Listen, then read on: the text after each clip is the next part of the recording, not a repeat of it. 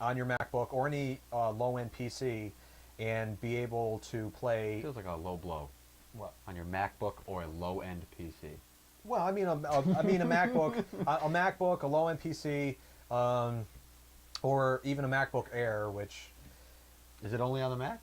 no, it's on the Mac, Windows. It's they have their own. They're gonna have like their But own you little can't use device. a high-end PC? Well, why? Well, you could use a high-end PC, but you can use anything. Let's put it that way. Okay. You can use anything, and basically what they do is they have all the games on servers. The servers are what's playing the game, and it delivers the game to your PC. Which, if it's let's say a netbook or even your iPhone, they had it on the iPhone, was able to play Crisis, which Crisis is a pretty high demanding game, and it does it. You need a broadband connection at least. I think they say for standard def it's 2 or 3 megabits per second, and for high def it's about 5 or 6, and for 720p, and you can get Crisis. You can get a whole bunch of games just streaming to your machine, very low latency, which is amazing on their part. But Yeah. the limitation is you have to be in the range of their servers because the speed of light. I mean, the speed of light is going to travel at a constant rate, and if you're on the other side of the country, you're going to have a very, very big lag while playing the game. But you have to be in the vicinity of their servers. But they spread the servers out everywhere to expand have the coverage all over the United States. So yeah, Steam OnLive is going to be coming out during E3. They're going to launch it then, which believe it's the launch date is June 15th.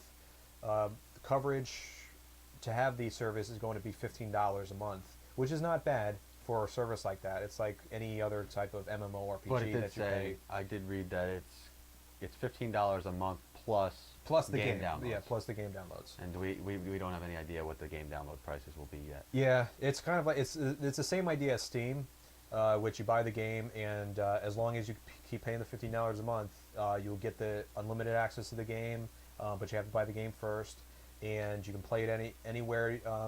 You can have the client, the online client. They have these little boxes where you can hook it up to your TV. They have a remote or a controller where you can play the game if you have that option. But it's a very neat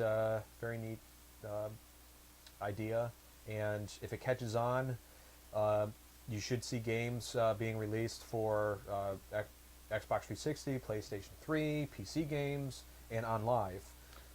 But will you buy an OnLive game if the price is the same as it costs for a disc on No. PS3? I wouldn't, but I don't suspect that the prices are going to stay at the same level as something for the console, just because there's no overhead, like popping out discs, having all the discs made. It's all on their servers, and if this catches on, it catches on big, then you would see games being released for OnLive. But how would OnLive charge less for the game? Because it would have to come to them. They would have to be licensed to sell it for less, because the video game stores can't sell, games that come to them for any cheaper than the developer will let them. Well, it's like on the iPhone with Grand Theft Auto China Wars. That was released on the DS and I think it was PSP. Yep.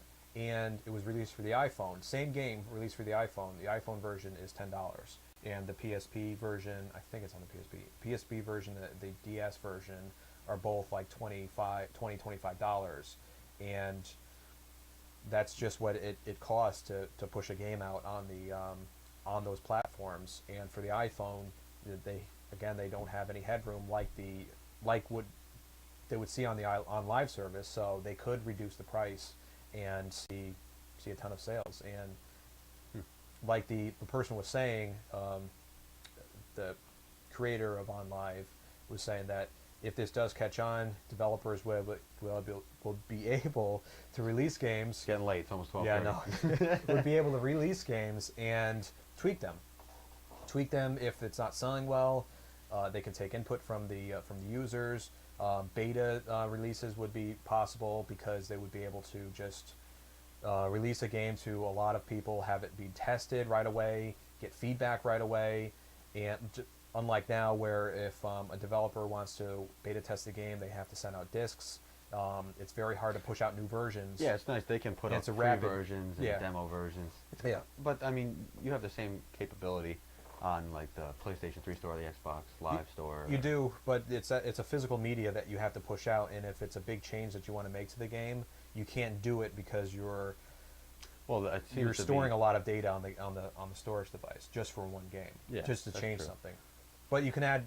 They do have. I mean, PlayStation 3, Xbox 360 has downloadable content, which adds features, Well. but they don't change the actual core of the game. They just add content, which it's built for. They But do there's that another ahead of time. argument there. I Well, shouldn't say argument, we- issue. yeah. Because how much of the downloadable content should be in the core version of the game Yeah, rather than selling it for $15 extra as downloadable content? yeah. That bugs the hell out of me. Although, I mean, I like the capability of every now and then downloading a new Nazi Zombies map on Call of Duty. I'm just not sure, you know, when a brand new game comes out and you have 3 maps on your multiplayer, Mm-hmm. and then you have to download 15 more for $10 or 10 more for 15, whatever it is. You know, it's like, was this ever planned on being part of the core game, and now they're just making that extra money on the downloadable content? Probably. I don't know. That just bugs me. Yeah. Well, we'll find out. We'll find out how OnLive is going to do within the coming months after it's released, or even a year. So, all right. Well, another good show. If you want to find out how to find more of our episodes, you can actually find us on internetbuffet.tv. Join us on Twitter at twitter.com/internetbuffet. When you're on the website, join our Facebook fan page. Join everywhere we are. Yeah, We're on join- YouTube. We're on Yeah, we're on YouTube. You Get can find TiVo. episodes. We're on Yeah. TiVo. We're on TiVo now. We're on Boxy. We're on Boxy. We're everywhere. We're everywhere. So, Echo. all right. For Dustin Dabrowski, And Brian Diamante. We'll see you next week. we'll see you next week.